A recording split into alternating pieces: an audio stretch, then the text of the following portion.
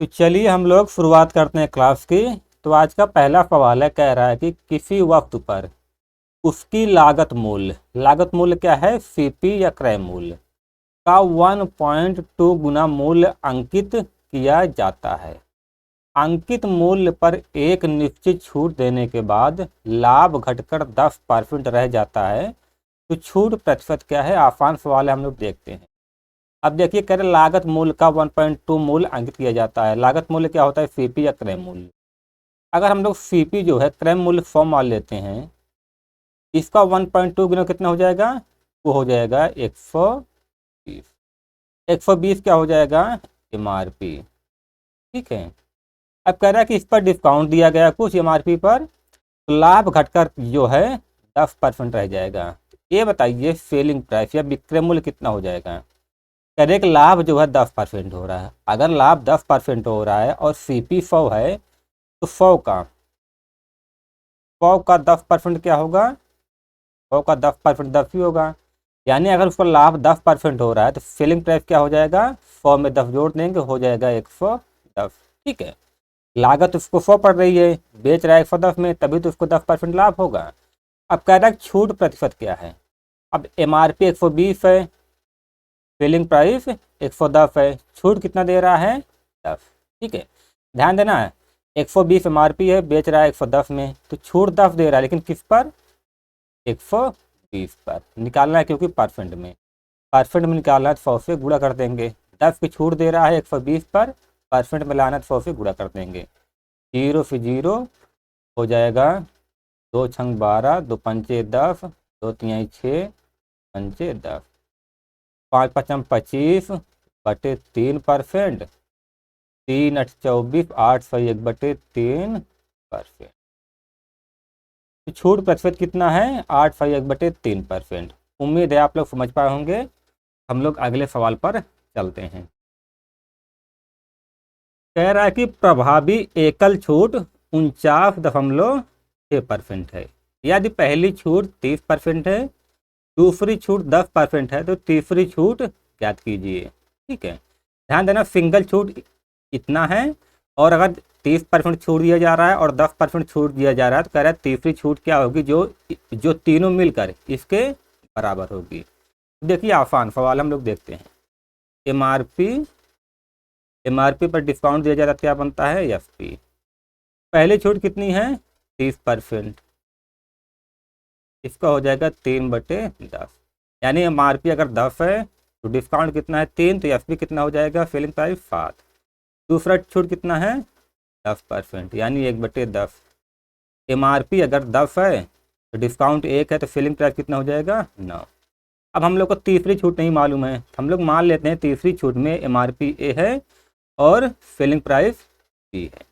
अब देखिए, अब ये बताइए, एकल छूट कितना है, 49.6%।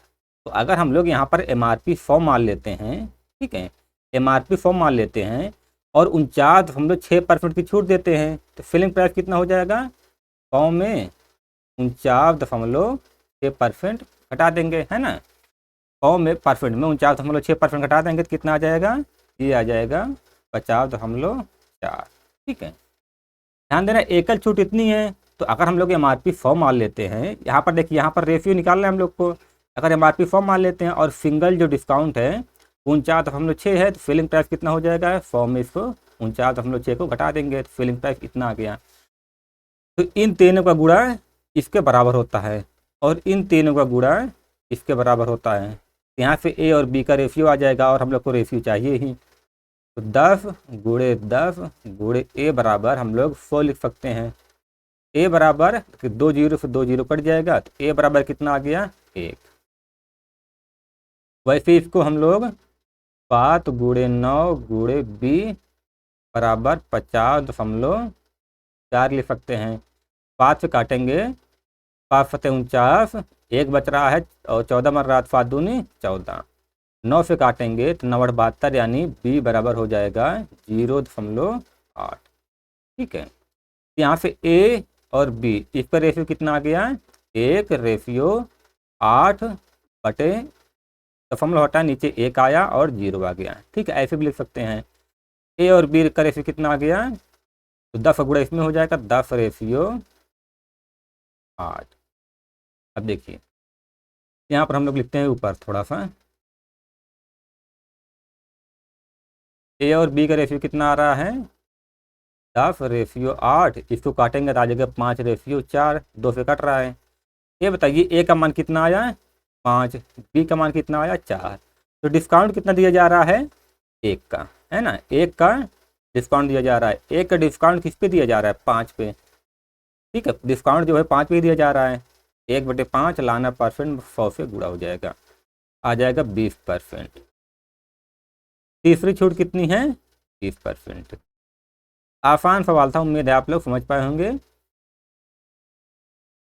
कह रहा है कि 50 क्रमागत छूट क्रमशः 2%, 4%, 6% के बराबर एकल छूट ज्ञात करें। ठीक है, ध्यान देना 50 क्रमागत छूट है और उनका वो कौन कौन से है 2%, 4%, 8%, 10%, 12%, 14%, ऐसे ऐसे करके 50 क्रमागत छूट है। तो ध्यान से देखिए आप लोग, तो कितनी छूट है 50 क्रमागत छूट। ठीक है, तो ये बताइए अगर 50 क्रमागत छूट है उसमें पहला है 2%, दूसरा है 4%, तीसरा है 6%, चौथा है 8%, पांचवा है 10%। अगर हम लोग ऐसे बढ़ाते चले जाएंगे, ऐसे बढ़ाते चले जाएंगे दो दो करके, ये बताइए जो 50वीं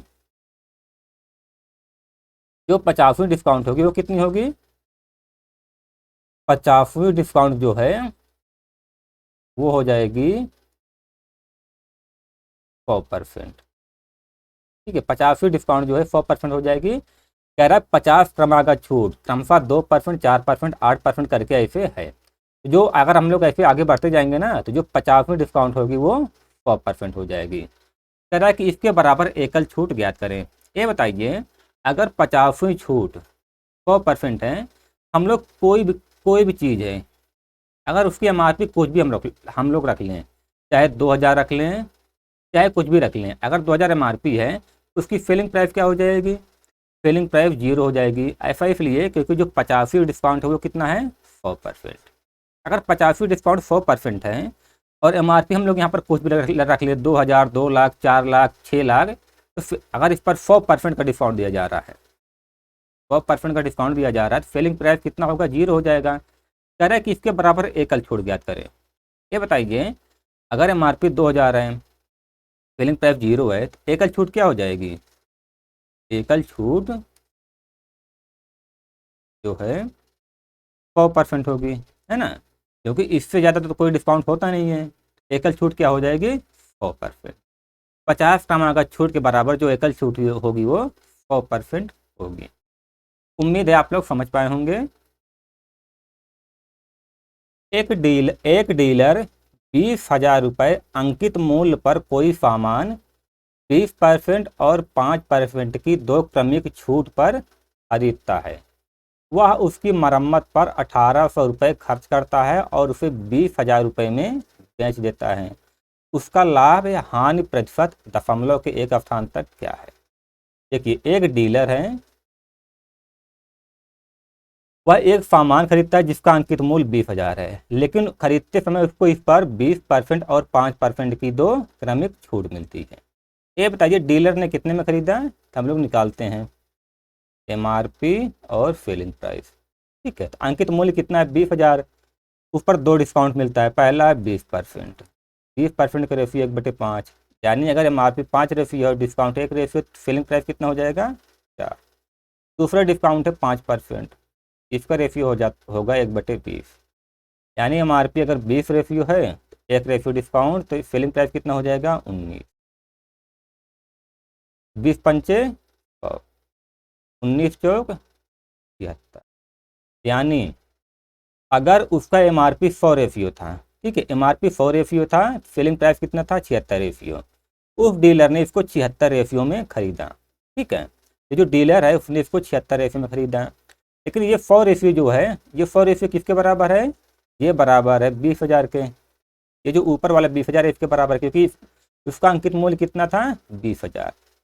ठीक है, 20,000 जो है ये किसके बराबर है 100 रेशियो के बराबर है। और हम लोग को इसका सेलिंग प्राइस, यानी सेलिंग प्राइस क्या हो जाएगा, डीलर का क्रय मूल्य। ठीक है, वक्त का सेलिंग प्राइस जो है डीलर का जो है कॉस्ट प्राइस यानी क्रय मूल्य होगा। हमको इसका 76 रेशियो का मान निकालना है। तो आर से आर, 2 जीरो से 2 जीरो, ये आ जाएगा 2 जीरो, 2 छंग 12 की 2 हासिल 1, 2 14 15, 15,200। 76 रेशियो का मान कितना हो गया, 15,200। यानी डीलर ने उस सामान को कितने में खरीदा, 15,200 में, जिसका अंकित मूल्य 2,000 था। अब देखिए, तो डीलर ने 15,200 में खरीदा और इस पर जो है 1,800 रुपये खर्च किया। 1,800 रुपये खर्च किया, इसमें जोड़ देंगे तो हम लोग क्या हो जाएगा, 8 2 10, 5 1 6 7 1, 1700। ये बताइए डीलर का लागत मूल्य कितना हो गया। अब डीलर का लागत मूल्य हो गया 1700। ठीक है, कितने में खरीदा था, 1,800 रुपये इस पर और खर्च किया, तो उसका कुल लागत मूल्य 17,000 हो गया। और कितने में बेच दिया, 20,000 में। 20,000 में बेच दिया। ये बताइए लाभ कितना हुआ, 17,000 लगाया, बेचा 20,000 में, तो लाभ हो जाएगा 3,000, है ना, लाभ 3,000 हो जाएगा। लेकिन कह रहा है कि लाभ या हानि प्रतिशत जो है दशमलव के एक स्थान तक ज्ञात कीजिए। उसको लाभ हो रहा है, लाभ कितना हो रहा है, 3,000। किस पर, तो लाभ हमेशा ध्यान देना, लागत मूल्य जिसको हम लोग क्रय मूल्य भी बोलते हैं, अंग्रेजी में कॉस्ट प्राइस या सीपी बोलते हैं। तो लाभ और हानि हमेशा सीपी पर निकाला जाता है। 3,000 का लाभ हो रहा है किस पर, 17,000 पर। परसेंट में लाने के लिए हम लोग 100 से गुणा कर देंगे। इसको आप लोग काटिएगा तो आ जाएगा 17.65% का उसको लाभ हो रहा है। ठीक है, आप लोग कैलकुलेशन कर लीजिएगा, उस आ जाएगा 17.65% लाभ। एक दुकानदार प्लास्टिक के सभी खिलौनों पर 15% की छूट देता है। वह उन ग्राहकों को 4% की छूट देता है, 4% की एक और छूट देता है जो नगद भुगतान करते हैं। ठीक है, ध्यान देना, 15% की छूट दे रहा है, लेकिन जो नगद भुगतान कर रहा है उसको 4% की एक छूट और दे रहा है। तो किसी 200 रुपये के खिलौने के लिए एक ग्राहक को कितनी नगद राशि देनी पड़ेगी। एमआरपी कितनी है उसकी, एमआरपी है 200। तो जो नगद पुरस्कार जो नगद दे रहा है रुपए, उसको जो है 15% और 4% की 2 डिस्काउंट मिल रहा है। ये बताइए एमआरपी और सेलिंग प्राइस, इसका रेशियो क्या हो जाएगा। पहला डिस्काउंट दे रहा है 15%, इसका रेशियो हो जाएगा 5 3 15, 5 दूनी 10, 3/20। यानी एमआरपी अगर 20 है और डिस्काउंट 3 रेशियो है तो सेलिंग प्राइस कितना हो जाएगा, 17। और दूसरा डिस्काउंट कितना दे रहा है, 4%, इसका रेशियो कितना हो जाएगा, 1/25। यानी एमआरपी अगर 25 है और डिस्काउंट 1 रेशियो है तो सेलिंग प्राइस कितना हो जाएगा, 24। यहाँ पे एमआरपी और सेलिंग प्राइस का रेशियो आ जाएगा 25 दूना 50 यानी 500, और 17 गुणे 24 कितना हो जाएगा, 17 चौका 68 की 8, हासिल 6, 17 दूनी 34 6 40। फिर एमआरपी और विक्रय मूल्य का रेशियो कितना आ गया, 500 रेशियो 408। चाहे आप लोग काटिए इसको आगे, चाहे ना काटिए, कोई दिक्कत नहीं है, तब भी उत्तर आ जाएगा। ये बताइए रेशियो में एमआरपी कितना है, 500, और रियल में एमआरपी कितना है, 200। हम लोग कह सकते हैं कि 200 जो है वो 500 रेशियो के बराबर है। और हम लोग को उत्तर किसका लाना है, 408 रेशियो का, क्योंकि कह रहा है कि एक ग्राहक को कितनी नकद राशि देनी पड़ेगी। तो दुकानदार के लिए जो सेलिंग प्राइस होगा ना, वही ग्राहक के लिए क्रय मूल्य, यानी उसको जितना रुपए पड़ रहा है वही ग्राहक के लिए होगा कॉस्ट प्राइस। 200/500, तो 408 का मान 8 रेशियो का लाना है। ठीक है, एक ग्राहक को 408 रुपये, सॉरी 408 रेशियो देना पड़ेगा। 2 जीरो से 2 जीरो आ जाएगा 2/16, 2 चौका 8/5, काटेंगे तो आ जाएगा 5 एकम 5, 5 अंक 30, 5 3 15, 5 दूना 10। अगर किसी खिलौने का मूल्य 200 है, उस पर 15% और 4% की 2 छूट दी जा रही है, एक ग्राहक को उसके लिए 163.2 रुपये पे करना पड़ेगा। ठीक है, तो दुकानदार के लिए जो विक्रय मूल्य होगा, ग्राहक के लिए वही क्रय मूल्य हो जाएगा। उम्मीद है आप लोग समझ पाए होंगे। तो ये सवाल बहुत आसान है। कह रहा है किसी वस्तु की अंकित कीमत उसके क्रय मूल्य से 30% अधिक है। यदि कोई व्यापारी उसे 10% छूट देकर बेचे तो उसका लाभ प्रतिशत बताइए। देखिए सीपी, एमआरपी और सेलिंग प्राइस।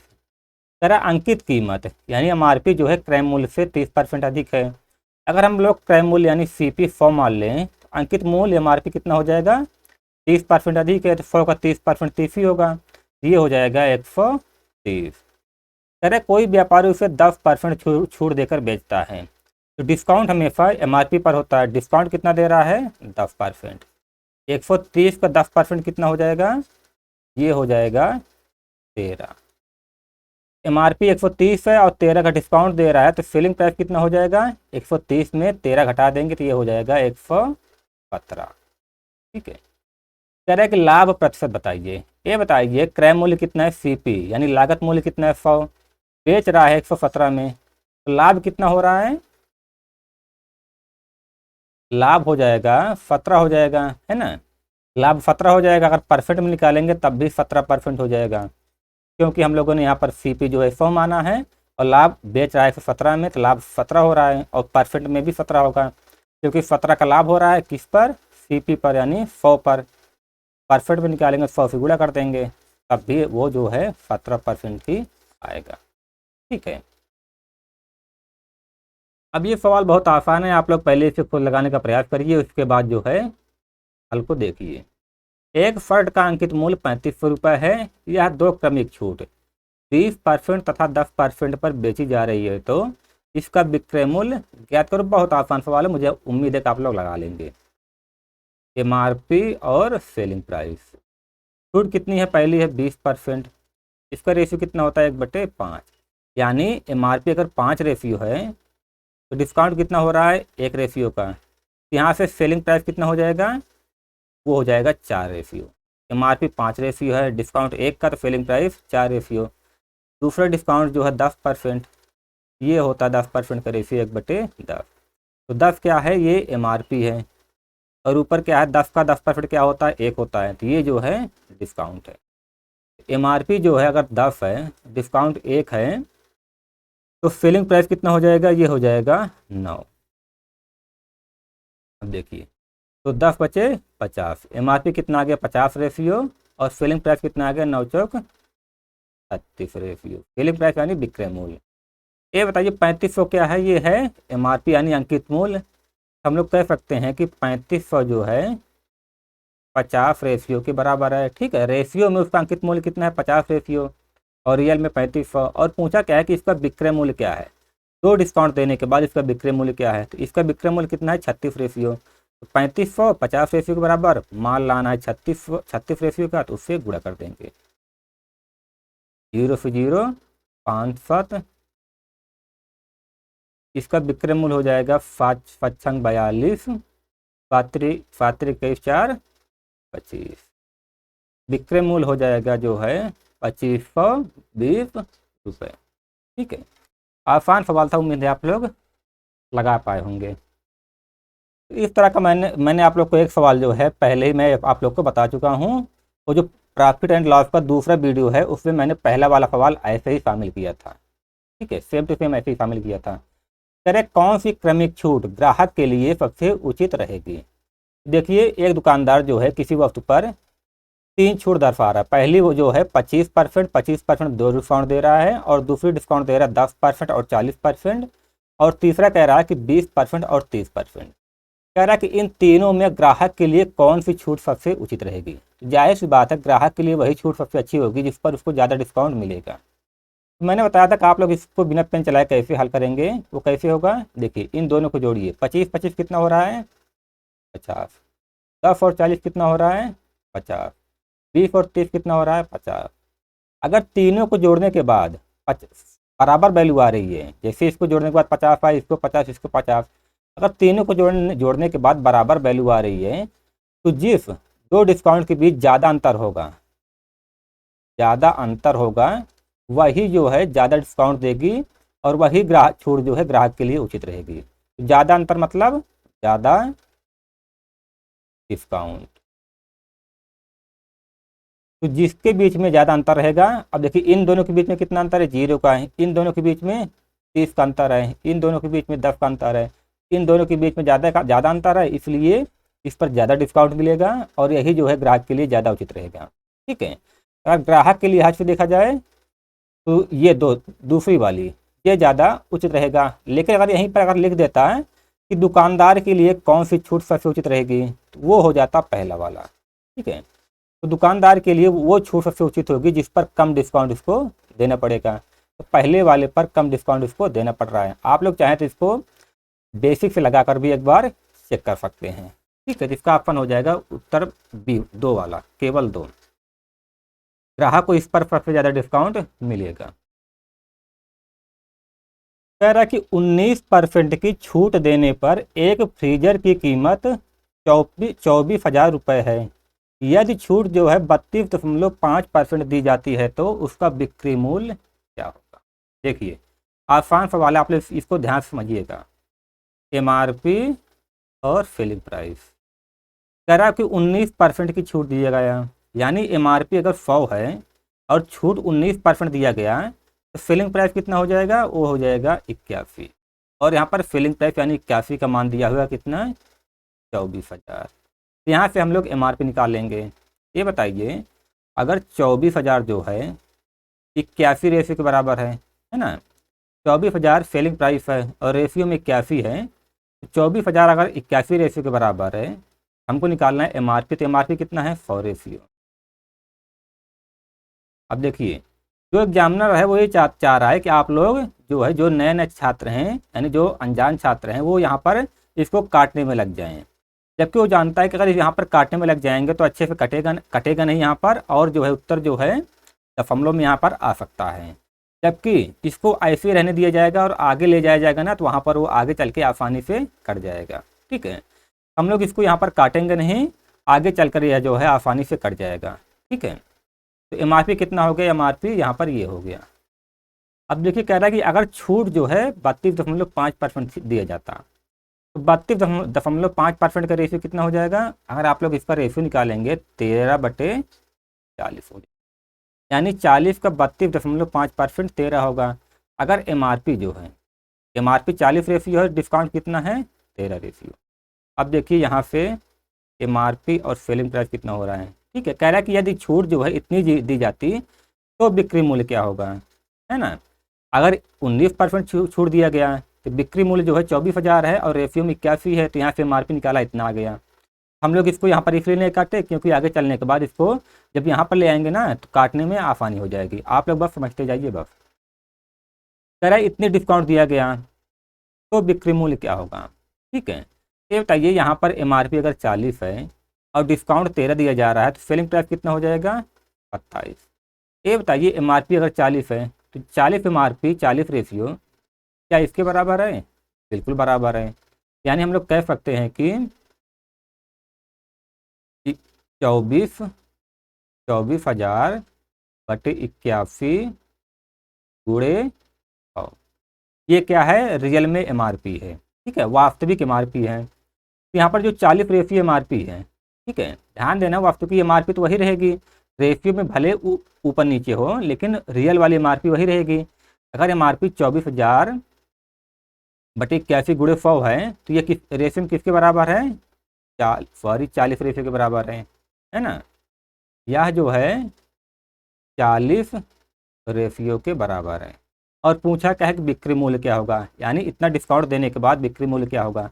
तो 32.5% का डिस्काउंट देने के बाद बिक्री मूल्य कितना आ रहा है, वो आ रहा है 27।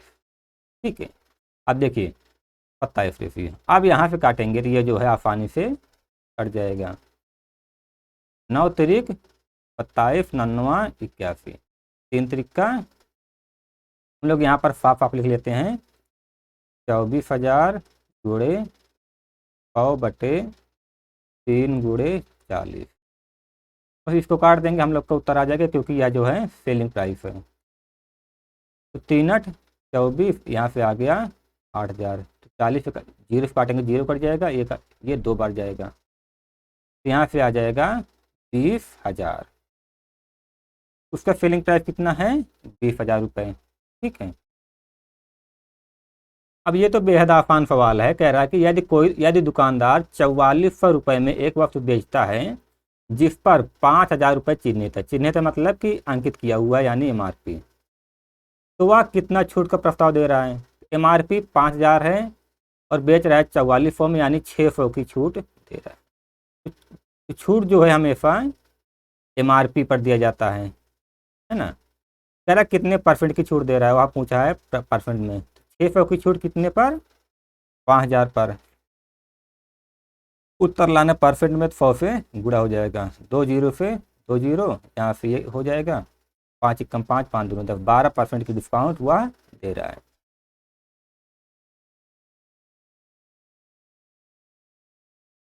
अब देखिए इस टाइप के सवाल मैं आप लोग को एक सवाल पहले ही बता चुका हूँ इसी क्लास में, आप लोग पहले एक बार खुद से लगाइए, बहुत आसान सवाल है।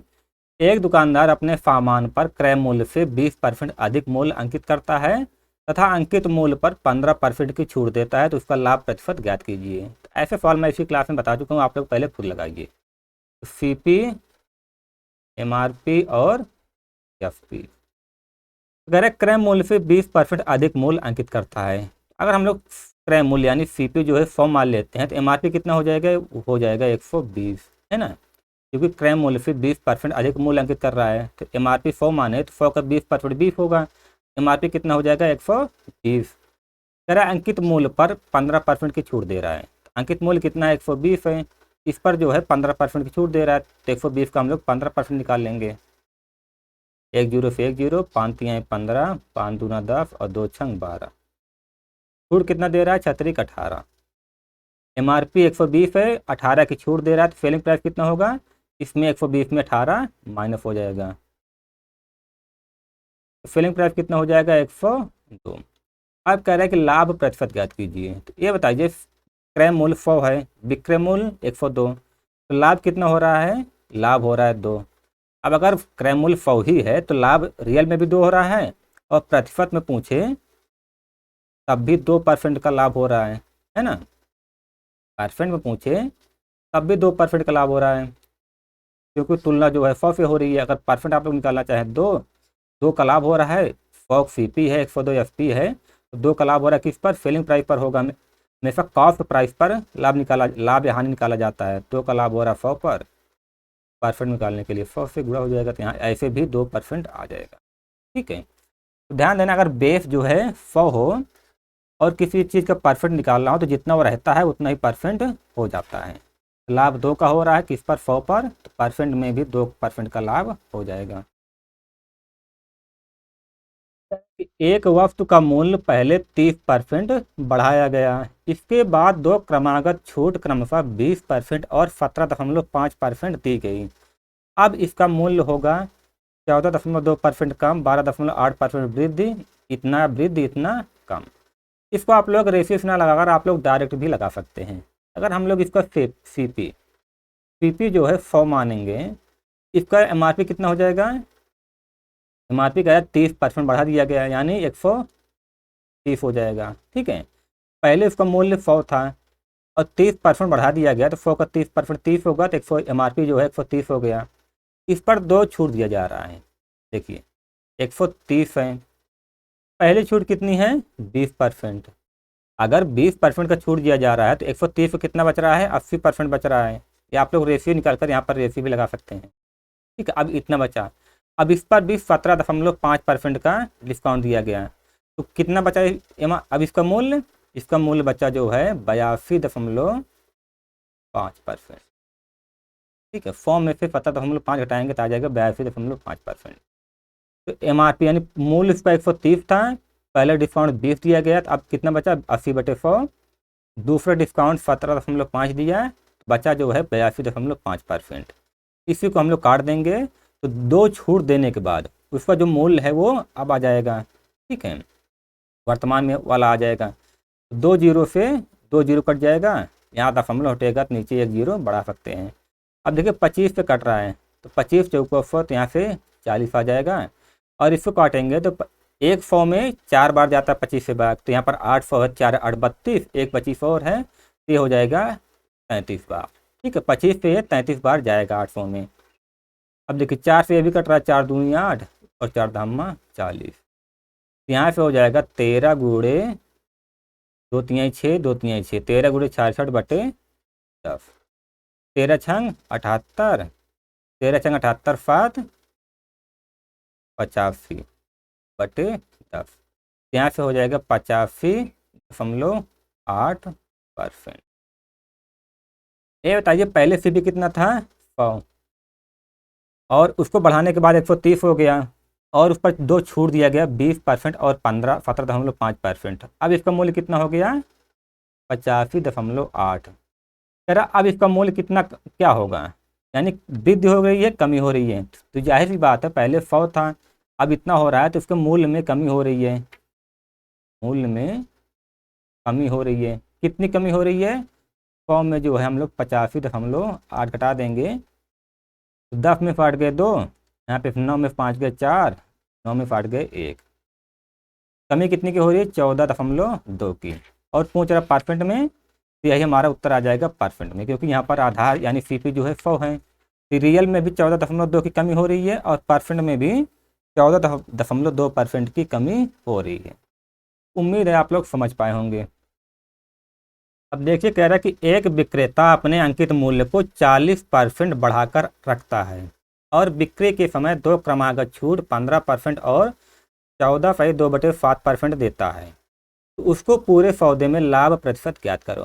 अब देखिए इस सवाल में आप लोग ये जो इससे पहले वाले सवाल में मैंने आप लोग को ये वाला बेसिक वाला तरीका बताया था, इसको भी आप लोग लगा सकते हैं, लेकिन मैं आप लोग को इसके साथ साथ एक दूसरा तरीका भी बता रहा हूँ, और उस तरीके को आप लोग इस सवाल में भी, यानी ये जो 21 नंबर दिया हुआ है ना, इसमें भी आप लोग उस तरीके को लगा सकते हैं। बहुत अच्छा तरीका है, आप लोग समझिए उसको। तो मैं दूसरे वाले तरीके को इसमें बता रहा हूँ और दोनों तरीके आप लोग दोनों सवाल में लगा सकते हैं। तेरा विक्रेता अपने अंकित मूल्य को 40% बढ़ाकर रखता है, तो 40% का रेशियो क्या हो जाएगा 20 दूनी 40, 20 पंचे 100, यानी 5 का 40% 2 हो जाएगा। ठीक है, तो यहाँ से सीपी और एमआरपी कितना हो जाएगा, तो ध्यान देना कह रहा है कि अंकित मूल्य को 40% बढ़ाकर रखता है। ध्यान देना यहाँ पर 40% का रेशियो 2 हो रहा है, 2/5 हो रहा है। सीपी अगर उसका 5 रेशियो है तो 5 का 40% 2 है, यानी 2 जो है वृद्धि कर रहा है, 2 रेशियो की वृद्धि कर रहा है। ठीक है, सीपी अगर 5 रेशियो है 2 रेशियो की वृद्धि कर रहा है। और ध्यान देना जो वृद्धि होती है ना अंकित मूल्य में, जो वृद्धि होती है वो सीपी पर ही होती है। अगर सीपी 5 रेशियो है तो 5 रेशियो का 40% 2 है, 2 रेशियो की वृद्धि हो रही है, तो एमआरपी कितना हो जाएगा 7। ठीक है, देखिए यहाँ से क्या आ रहा है एमआरपी और एफपी, तो आप लोग समझते जाइए, आप लोग को समझ में आ जाएगा। अब कह रहा है कि बिक्री के समय दो क्रमागत छूट 15% और 14.2/7% दिया गया, तो 15% का रेशियो कितना हो जाएगा, ये हो जाएगा 3/20। ठीक है, अब ध्यान देना यहाँ पर छूट की बात हो रही है, तो छूट हमेशा एमआरपी पर दिया जाता है।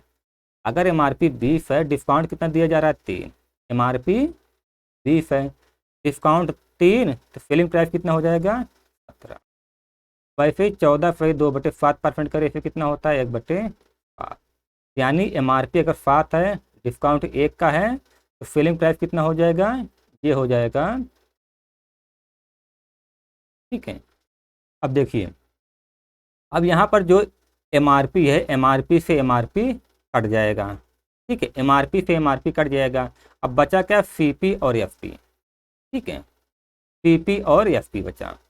और आप लोग देखिए यहाँ पर आप लोग चाहें तो 7 से 7 को भी काट सकते हैं, कोई दिक्कत नहीं, नहीं काटेंगे तब भी कोई दिक्कत नहीं है। अब बचा कितना सीपी और एफपी, एमआरपी से एमआरपी कट गया, सीपी बचा और एफपी बचा। सीपी कितना आ रहा है 20 पंचे 100, और एफपी यानी सेलिंग प्राइस कितना आ रहा है 17 छक्के 100। कह रहा है कि पूरे सौदे में लाभ प्रतिशत ज्ञात करो। सीपी 100 है और सेलिंग प्राइस 102 है, तो लाभ कितना हो रहा है, लाभ हो रहा है 2, या आप लोग कह सकते हैं सीधा इसको 2% है ना। 2% का लाभ किस पर हो रहा है 100 पर, परसेंट में लाने के लिए 100 से गुणा, तो ये हो जाएगा 2% का लाभ उसको हो रहा है। ठीक है, आप लोग इस सवाल को ना, इससे पहले वाला जो सवाल था आप लोग उस पर भी ट्राई करिएगा, बस उसमें पूछ दूसरा कुछ रहा है, लेकिन आप लोग ट्राई करिएगा, तरीका बहुत अच्छा है और उत्तर भी अच्छे से इसमें इससे भी आ जाता है। ठीक है। देखिए पीछे एक सवाल छूटा था, हम लोग इसको भी देख लेते हैं। एक दुकानदार 3 क्रमिक छूट 10%, 15% और 15% देने के बावजूद 30.05% का लाभ कमाता है। यदि दुकानदार 10% और 15% की दो लगातार छूट दे तो उसका लाभ परसेंट ज्ञात कीजिए। जाहिर सी बात है, अब उसको ज़्यादा लाभ होगा। पहले इतना लाभ दे रहा, इतना छूट दे रहा, 3 छूट, इतना लाभ लाभ हो रहा था। कह रहा है कि अब सिर्फ वो 2 छूट देना चाहता है, तो उसको कितना लाभ होगा। आप लोग अच्छे से समझिए। देखिए MRP और FP। पहले छूट कितनी है? 10%, यानी 1/10। 10 का 10% 1, यानी MRP अगर 10 है तो सेलिंग प्राइस कितनी हो जाएगी? 9। दूसरी छूट कितनी है? 15%। इसका रेशियो कितना होता है? 5 3 15, 5 दूनी 10, यानी MRP अगर 20 है तो सेलिंग प्राइस कितना हो जाएगा? डिस्काउंट 3 का है तो हो जाएगा 17। और तीसरे भी 15% है, वहाँ पर भी MRP 20 होगा और सेलिंग प्राइस 17। यहाँ से MRP और सेलिंग प्राइस का रेशियो आ जाएगा। MRP कितना हो जाएगा? 4000। 20 × 10 करेंगे तो आ जाएगा 4000, और इन तीनों को गुणा करेंगे तो ये आ जाएगा 2601। अब देखिए, इसको ध्यान से समझिएगा तभी आप लोग समझ पाएंगे। अब कह रहा है कि उसको कितने का लाभ हो रहा है? 30.05%। लाभ कितने का हो रहा है? 30.05%। यानी इसको हम लोग लिख सकते हैं 30.05%। हटाएं कि नीचे 100 आ जाएगा, और यहाँ पर अगर हम लोग दशमलव हटाएं तो नीचे 2 जीरो और आ जाएगा। ये हो जाएगा 3005/10,000। ये बताइए ऊपर क्या है? ये लाभ है। और लाभ हमेशा ध्यान रखना, लाभ हमेशा क्रय मूल्य पर ही आता है। अगर ये जो है ऊपर 3000 लाभ है, इसको हम लोग थोड़ा सा और काट देते हैं ताकि हम लोग के सवाल के अनुरूप ये हो जाए। ठीक है, सवाल के अनुरूप लाने के लिए इसको हम लोग और काट देते हैं। 5 पे काट रहा है, 5 अंक 30, 0 5 एकम 5, 5 दूनी 10। तो लाभ कितना हो रहा है इसको? 601। और CP कितना है? 2000। ध्यान देना, लाभ हमेशा CP पर ही होता है। तो यहाँ से अगर CP उसका 2000 है तो लाभ कितना हो रहा है? 601। 601 का लाभ हो रहा है 2000 पर। ठीक है, इसको हल करने के बाद इसको 30.05% का लाभ हो रहा है। इसको जब हम लोगों ने आगे हल किया तो आ गया 601/2000। तो नीचे वाला ध्यान देना, लाभ ऊपर हो रहा है तो लाभ हमेशा क्रय मूल्य पर होता है। तो क्रय मूल्य अगर 2000 है तो लाभ कितना हो जाएगा? 601। ठीक है, ये बताइए CP अगर 2000 है और लाभ 601 हो रहा है, सेलिंग प्राइस कितना हो जाएगा? सेलिंग प्राइस हो जाएगा, इन दोनों को जोड़ देंगे तो ये हो जाएगा 2601। सेलिंग प्राइस कितना आ रहा है? 2601। अब ये बताइए 2601 रेशियो का मान कितना आ रहा है? 2600। ठीक है, अगर 2601 रेशियो का मान 2601 आ रहा है, इसका मतलब 4000 रेशियो का मान भी 4000 ही आएगा। ठीक है, यानी उसकी MRP कितनी थी? 4000। थोड़ा सा आप लोग समझने का प्रयास करिएगा, आप लोग की समझ में आ जाएगा। अब देखिए, अब आगे क्या कह रहा है कि उसकी MRP, देखिए MRP कितनी आ गई? 4000। ठीक है, और MRP पर 10% और 15% की दो लगातार छूट दे रहा है, यानी 4000 10% की छूट दे रहा है, कितना हो जाएगा? 9/10। 10% का रेशियो 1/10 होता है, यानी हम लोग तो 1/10 इसका छूट दे दिया है, बचा कितना? 4000 का 9/10। और 15% यानी 3/20 छूट दे दिया है, तो बचा कितना? 17/30। अब 4000 पर 2 डिस्काउंट दिया है, बचा कितना? इतना बचा। तो ये क्या हो जाएगा? ये सेलिंग प्राइस हो जाएगा। इसको आप लोग काटेंगे तो ये आ रहा है 3008। और ये क्या है? ये सेलिंग प्राइस यानी FP है। ठीक है, ये बताइए जब ये 3 छूट दिया गया है तब सेलिंग प्राइस कितना हो रहा था? 2601। लेकिन जब ये दोनों सिर्फ 2 छूट दिया गया तब सेलिंग प्राइस कितना हो रहा है? 3060। और क्रय मूल्य कितना है? क्रय मूल्य तो CP जो है वो 2000 है। लाभ कितने का हो रहा है? लाभ हो रहा है 1060 का। ठीक है, 3000 ये FP है, इसमें से CP घटाएंगे तो लाभ आ गया 1060। 1060 का लाभ आ रहा है किस पर? CP पर लाभ होता है 2000। परसेंट में लाना है तो 100 से गुणा कर देंगे। इसको आप लोग काटेंगे तो यहाँ से लाभ आ जाएगा 53%। ठीक है, तो थोड़ी सी आप लोग को ये सवाल लंबी लग रही होगी, लेकिन ध्यान रखना अगर आप लोग ये थ्योरी समझ गए जाएंगे ना तो आप लोग के बहुत सारे सवाल जो है लगाने में आप लोग को बहुत आसानी होगी। ठीक है, चलिए हम लोग इस क्लास को यहीं पर ख़त्म करते हैं और मिलते हैं आप लोग से अगली वाली क्लास में। ये जो 9वीं सवाल है ना, इसको आप लोग एक बार समझिएगा और उसके बाद आप लोग खुद लगाने का प्रयास करिएगा। ठीक है, अच्छा सवाल है, बहुत ज़्यादा से ज़्यादा ये आप लोग का 1 मिनट का समय लेगा, लेकिन ध्यान रखना ऐसे सवाल जो है मेंस में या किसी भी एग्जाम में बहुत कम ही आते हैं।